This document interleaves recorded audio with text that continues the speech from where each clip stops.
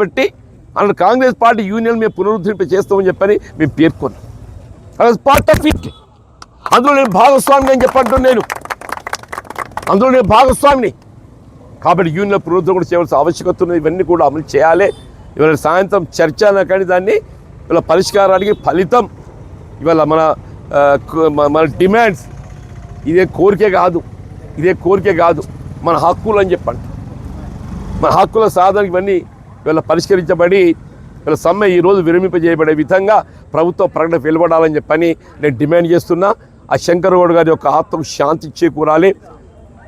వారి కుటుంబానికి ప్రగాఢ సానుభూతి వ్యక్తం చేస్తున్నాను నేను. ఇటువంటి పరిణామాలు మరి భవిష్యత్తులో కాకూడదు.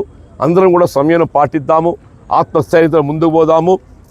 ఇలా మన డిమాండ్ల సాధనకు ఏదైతే ఉందో యావత్ తెలంగాణ సమాజం మీకు తోడుందని చెప్పని మనం చేస్తూ సెలవు తీసుకుంటున్నాం. జై హింద్.